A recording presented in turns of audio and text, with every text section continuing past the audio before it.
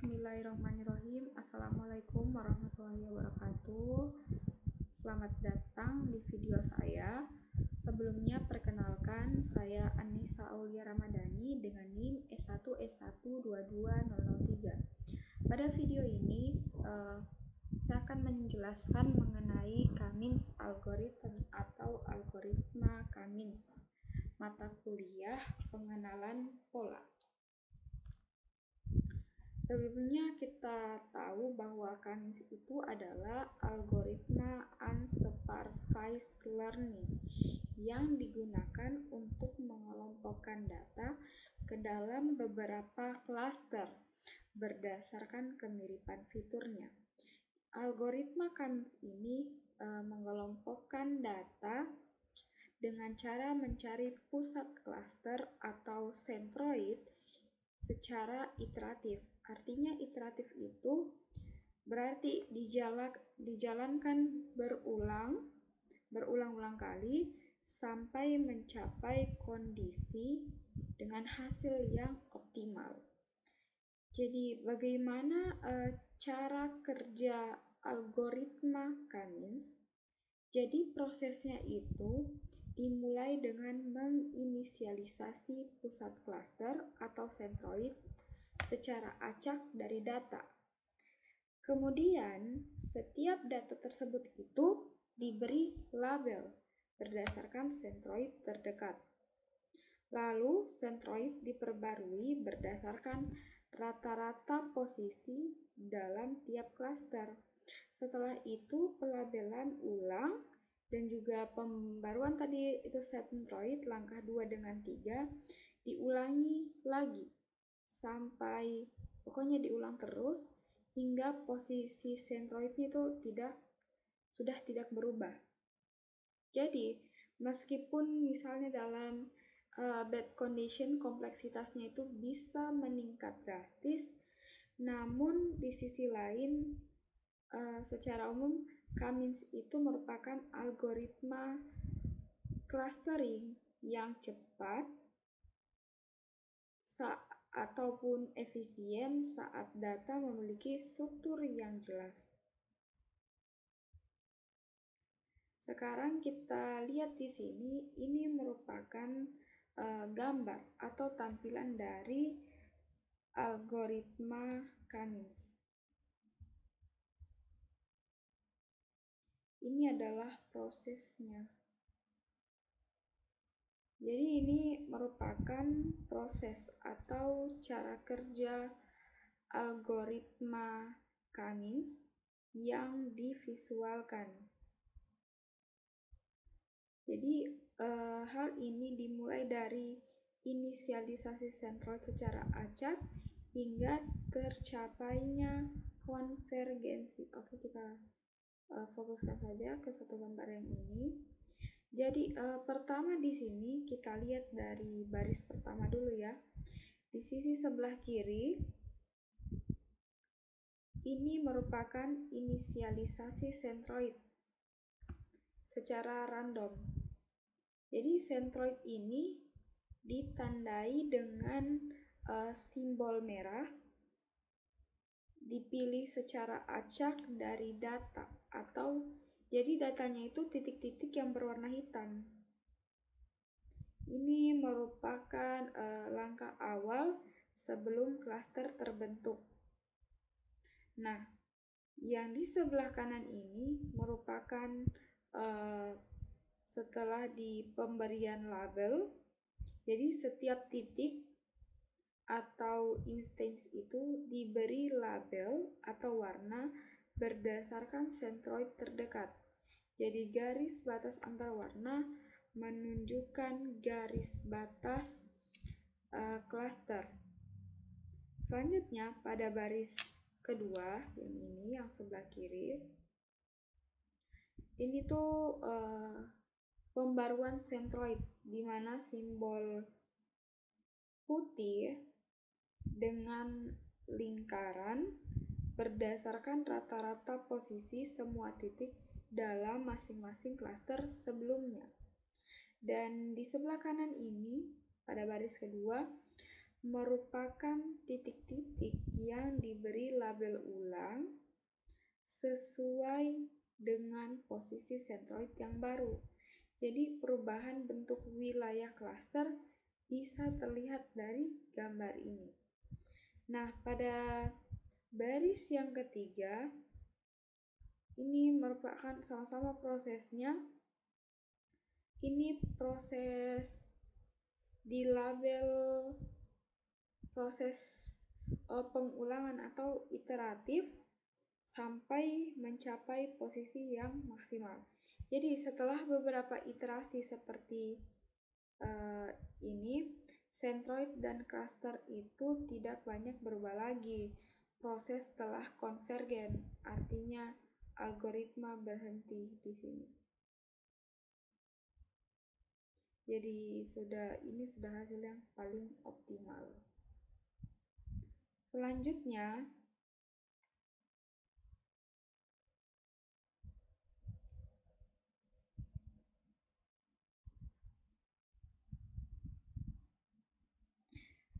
ini tuh merupakan gambar yang menunjukkan hasil Cummins. Jadi hasil Cummins itu sangat bergantung pada inisialisasi sentroid awal. Pada solution 1, di sini distribusi sentroid itu cukup menyebar dan mencerminkan distribusi data dengan baik. Nah, kalau di solution 2, distribusinya ini tidak optimal. Beberapa klaster terlihat terbuang untuk data yang sangat berdekatan, sedangkan area luas itu hanya mendapat satu klaster. Jadi lihat di sini datanya masih ada titik-titik hitam yang berada di garis. Jadi ini itu seperti klasternya itu terbuang.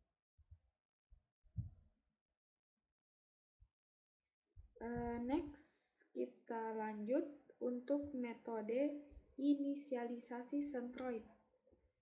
Jadi ini tuh ada dua pendekatan yang bisa dilakukan untuk sentroid initialization methods.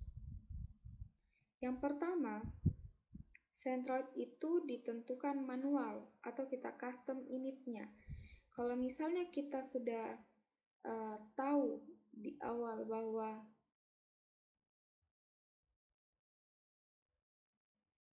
kondisi sentroidnya itu sudah bagus, jadi bisa langsung dikasih array sentroidnya ke init dan juga ninit ke 1 supaya Cummins itu dijalankan sekali saja. Jadi di sini coba kita buat codingannya ya.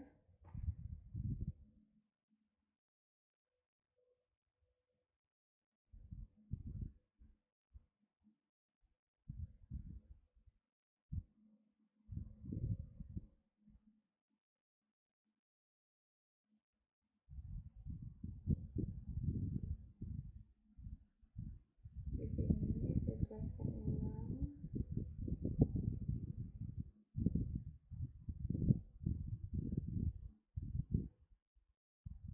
Jadi yang min 3,3, min 3,2 itu adalah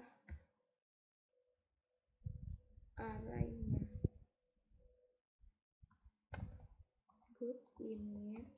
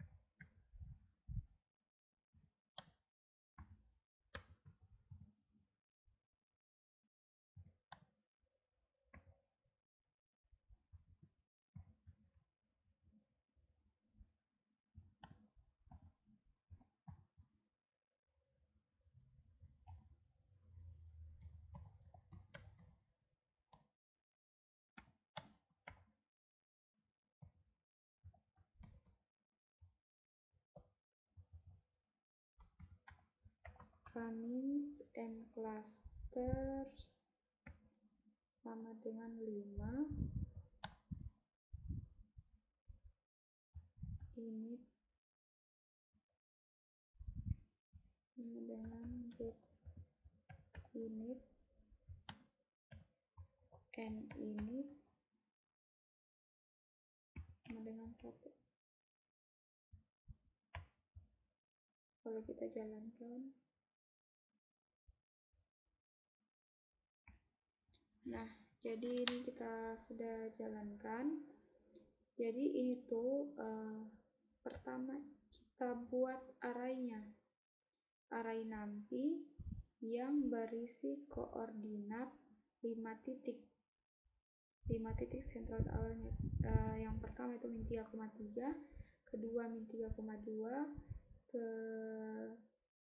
ketiga min 3,1, keempat min 1,2, dan kelima 0,2.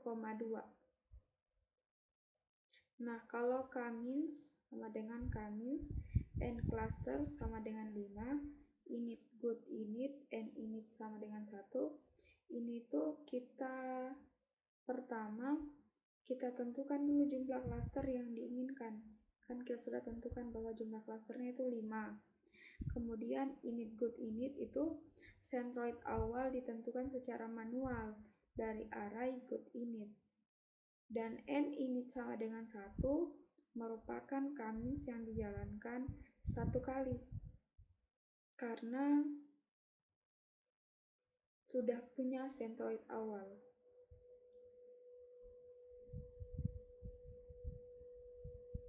Kalau misalnya di sini ada saran metode kedua untuk inisialisasi centroid, tapi tadi itu kita pakai dengan cara manual atau custom init. Kalau misalnya mau pilih yang kedua, itu bisa dengan cara centroidnya dicari otomatis lewat percobaan berkali-kali atau iteratif. Kalau misalnya awalnya itu enggak tahu berapa posisi centroid awal, jadi bisa kita biarkan Kamiన్స్ ini mencoba secara acak beberapa kali. Misalnya defaultnya itu n init sama dengan 10, dan ambil hasilnya yang paling bagus berdasarkan inersia. Kalau inersia itu berarti semakin kecil inersianya, semakin bagus klasternya. Nah, sekarang di sini coba kita cek Kamiన్స్ inersia.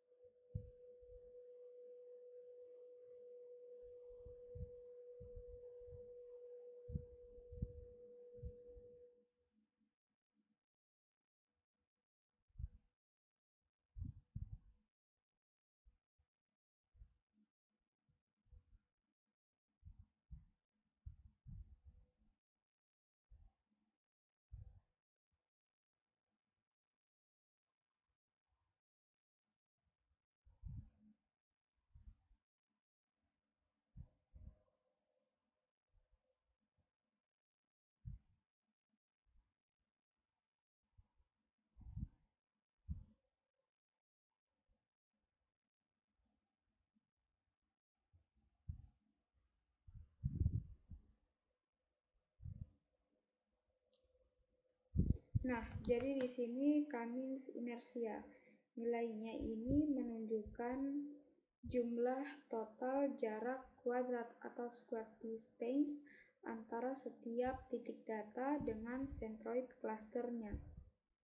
Nilai inersia yang lebih kecil berarti bahwa data itu lebih dekat ke centroidnya. Artinya clustering itu lebih bagus. Mohon maaf tadi tidak lanjutkan di sini soalnya itu memakan waktu lagi untuk di run.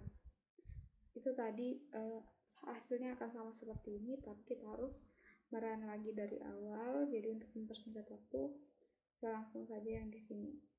Sama prosesnya.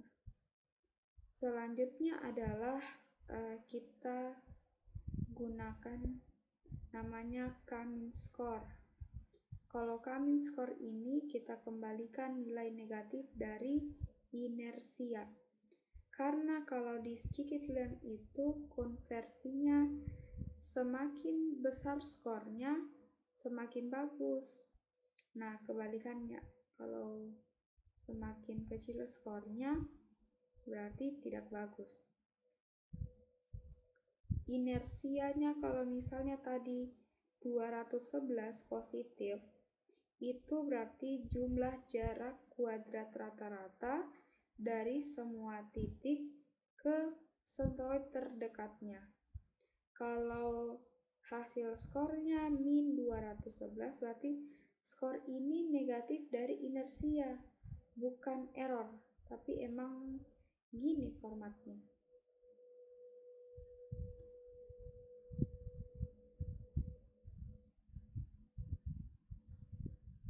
Nah, di sini ada ditampilkan langkah-langkah bagaimana algoritma K-means itu diinisialisasi.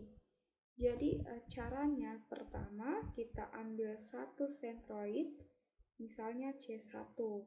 Kemudian dipilih secara acak atau random dari datasetnya. Langkah kedua, ambil sentroid baru dari C yang ke I. Kemudian kita pilih contohnya dengan probabilitas ini rumusnya DXI pangkat 2 atau sigma MJ sama dengan 1 DXJ pangkat 2, di mana DX yang ke I itu adalah jarak antara inisiasi X yang ke I dan juga penutupan sentroid terbesar yang telah dipilih. Distribusi probabilitasnya ini memastikan bahwa contoh yang lebih jauh dari sentroid yang telah dipilih memiliki kemungkinan yang lebih besar untuk dipilih sebagai sentroid. Langkah ketiga diulangi langkah 1 tadi dan 2 sampai semua K atau cluster sentroid di titik pusatnya itu telah dipilih. Jadi langkah-langkah di atas tadi merupakan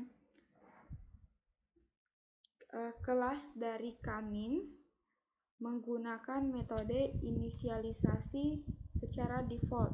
Jadi kalau misalnya mau paksa menggunakan metode asli, misalnya pakai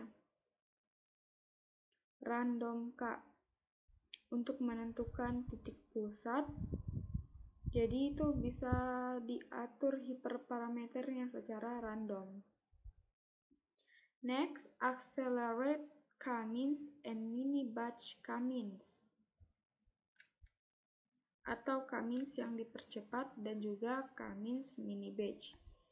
Jadi, di sini, another important improvement to the K-means algorithm was proposed in a 2003 paper by Charles Elkan. Jadi peningkatan penting lainnya pada algoritma K-means itu sudah diusulkan pada paper tahun 2003 oleh Charles Elkan. Jadi ini tuh mempercepat algoritma secara signifikan dengan menghindari banyak perhitungan jarak yang tidak perlu. Yet another important variant of the K-means algorithm was proposed in a 2010 paper by David Scullard. Ini tuh varian lainnya dari algoritma Cummins yang diusulkan dalam paper tahun 2010 oleh David Scully. Jadi tidak hanya menggunakan kumpulan data yang lengkap untuk setiap iterasinya, algoritma ini bisa gunakan pakai mini batch untuk memindahkan titik pusat sedikit saja pada setiap iterasi. Hal ini tuh bisa mempercepat algoritma dengan faktor 3 atau 4 dan memungkinkan pengelompokan kumpulan data besar yang tidak muat dalam memori. Scikit-learn itu dia mengimplementasikan algoritma mini batch kelas mini batch Cummins. Jadi bisa digunakan kelas seperti ini. From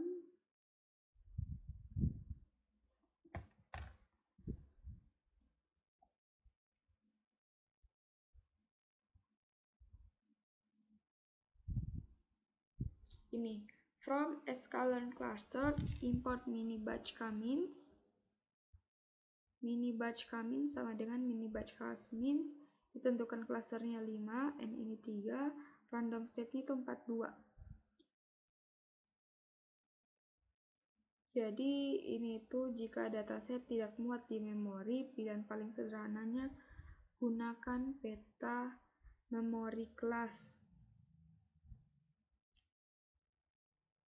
Jadi bisa diteruskan satu mini batch pada satu waktu. Metode ini memerlukan lebih banyak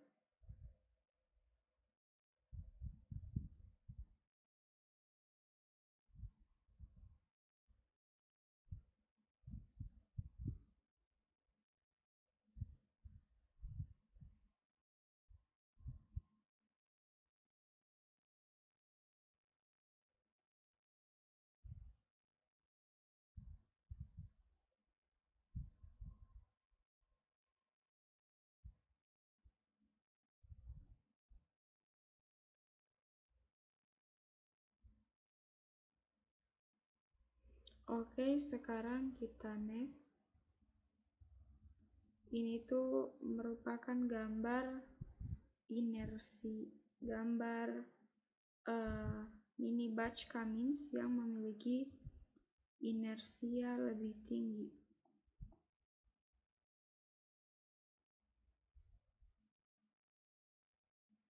Jadi meskipun algoritma mini batch Cummins itu jauh lebih cepat dibandingkan algoritma Cummins biasa, inersia umumnya sedikit lebih buruk, terutama saat jumlah klasternya itu meningkat.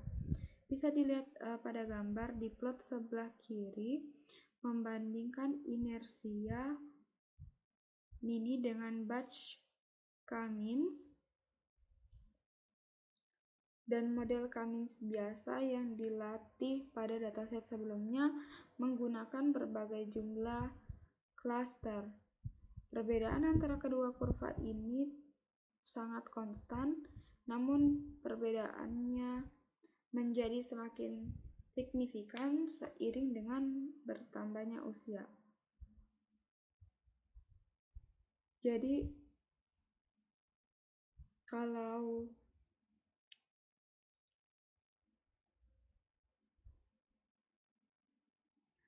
plotnya itu meningkat, mini batch Cummins-nya itu jauh lebih cepat daripada Cummins biasa. Dan ini perbedaannya seiring dengan K atau jumlah klasternya. Finding the optimal number of cluster. Jadi sejauh ini tuh kita sudah menentukan jumlah klasternya itu 5, karena dengan melihat data terlihat bahwa ini adalah jumlah klasternya itu memang adalah 5. Namun secara umum tidak akan mudah untuk mengetahui cara mengaturnya. Misalnya K itu hasilnya mungkin cukup buruk jika Anda menyetelnya ke nilai yang salah. Seperti yang terlihat pada gambar 9.7 ini. pilihan yang buruk untuk jumlah klaster ketika K-nya itu terlalu kecil, misalnya K-nya sama dengan 3. Klaster yang terpisah akan digabung yang pada sebelah kiri, dan ketika K terlalu besar, beberapa klaster akan dipotong menjadi beberapa bagian yang sebelah kanan. Jadi sudah seharusnya ya kita berpikir bahwa pilih model inersia yang terendah, bukan? Sayangnya tidak sesimpel itu. Inersia untuk K sama dengan 3 ada 653,2, jauh lebih tinggi daripada K sama dengan 5 yang tadinya 211,6. Namun dengan K sama dengan 8, inersianya itu hanya 119,1. Jadi inersia ini bukanlah sebuah matrik kinerja yang selalu hasilnya itu baik. Memang semakin banyak klaster, semakin dekat setiap contoh dengan sentroid terdekatnya. Oleh karena itu semakin rendah inersianya. Mari kita plot inersia sebagai fungsi K. Ini merupakan gambar 9.8. Ketika kita memplot inersia sebagai fungsi dari jumlah klaster K, kurvanya itu seringkali berisi titik infleksi yang disebut K.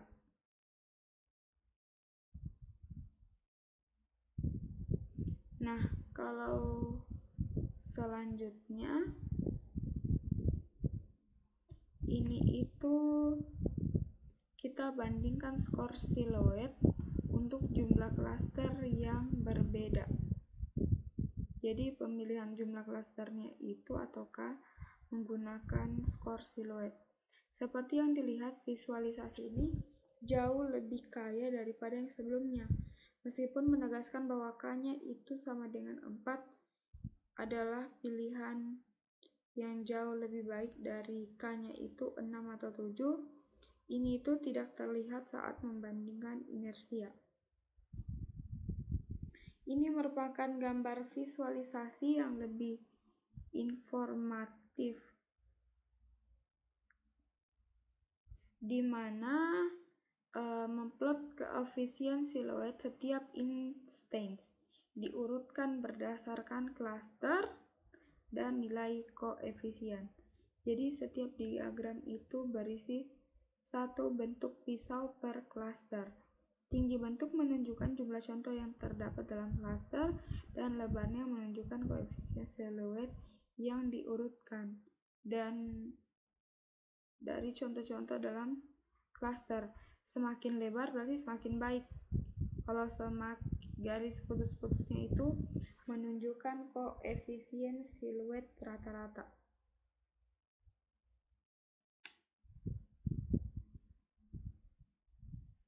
Nah, ini merupakan limits dari Cummins atau batasan Cummins.